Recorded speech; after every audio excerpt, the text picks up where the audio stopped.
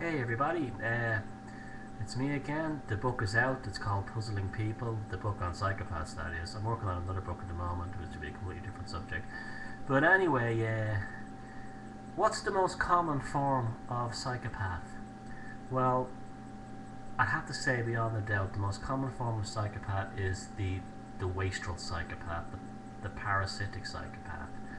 The social class in which I grew up in was, sort of like bottom of the barrel, working class north side Dublin, late 1970s into the 1980s. And a very common, the first kinds of psychopaths I ever came into contact were people who were just basically parasites who moved in on people who were desperate and capitalized on that. And I'll give you an example. A very common dynamic back then would be, say, for an unmarried mother or a woman who had a couple of kids, two or three quick kids, and her husband had run off for whatever reason with another woman, or the marriage just dissolved and she was on her own. She'd be getting very good social welfare benefits and she wouldn't be paying rent, and basically everything would be taken care of.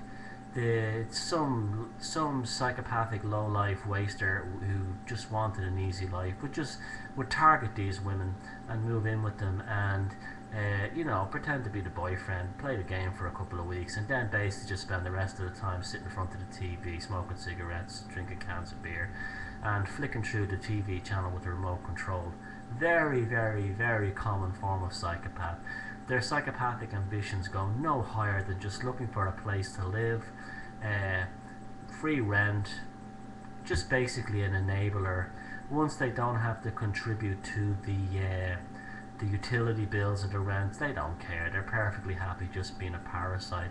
If something happens to the enabler female, suppose she gets MS or cancer or something, well, he'll just leave. He'll just find someone else. He'll just look for another woman and move in with her.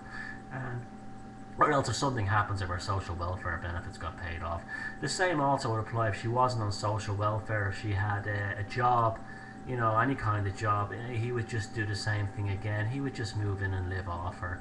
He'd probably, in a middle class context, he'd probably claim he suffered from some kind of disease or disorder, I don't know, Epstein-Barr syndrome or some other made up crap, that he can't work and he gets the shakes and all this kind of thing, and he'll sit at home all day and he won't do anything. He'll be just watching TV, surfing the internet, and waiting for her to come home from work with the money and cook him dinner. That's a very common psychopath in the wastrel sense, the middle class one.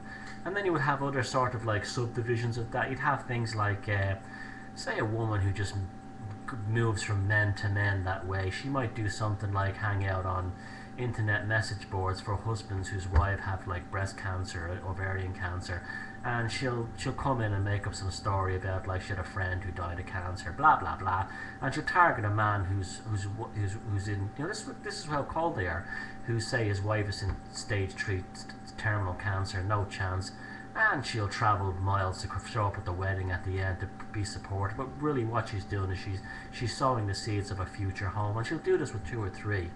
And and then there's the other types who move in with an elderly person and just live off them rent free. So that's the most common psychopath of all. We all think about the serial killers, the hotshot bankers, and the big time Lotharios, gamblers, swindlers, and players, and they do exist. But the most common psychopath in society, above all, ahead of anything else, is just the parasitic wastrel waster who just lives off another person's hard work, unfortunate circumstances, takes them for what they can, and if something happens to that person, can't provide them with the roof over their head, food on the table, or a few extra bit of money, they'll just go off somewhere else. So that's the one most of you will probably encounter in your life. You'll probably encounter the psychopathic wastrel parasite, and that's one you should be on the lookout for, because they're in everyone knows ones. They're in every family has encountered them. They're everywhere.